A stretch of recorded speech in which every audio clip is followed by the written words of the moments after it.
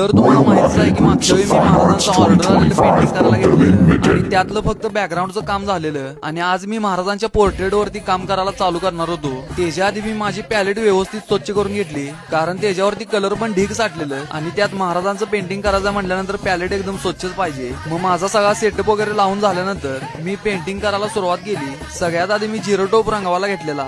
जिरे टोपावरती पण भरपूर असं डिटेल काम होतं ते सगळं करून घेतलं आणि त्यानंतर मी चेहऱ्याचं रंगकाम करायला चालू केलं. खरं तर व्हिडिओच्या ह्या पार्ट मध्ये मी हे सगळं पेंटिंग फिलअप करून घेणार आहे. फिलअप करून म्हणजे आपल्या भाषेत कलरचा एक हात मारून घेणार आहे आणि मग हे पेंटिंग 1-2 दिवस वाळायला ठेवणार. त्याच्यानंतर मग पेंटिंग वरती राहिलेलं डिटेल काम आणि डिझाईनचं काम करणार. ह्या पेंटिंगचा जर तुम्ही पहिला पार्ट बघितला नसाल तर आपल्या आयडी मध्ये जाऊन तुम्ही बघू शकताय. पेंटिंगचं रंगकाम एकदम शेवटच्या टप्प्यात आलेलं. पेंटिंग मध्ये सगळ्यात जास्त भाग रंगवायचा होता तो म्हणजे महाराजांच्या पोशाखाचा. त्याच्यावरती पण एकदम बारीक काम करायला लागणार होतं. मग हळूहळू सगळं पोशाखावरचं काम करून घेतलं.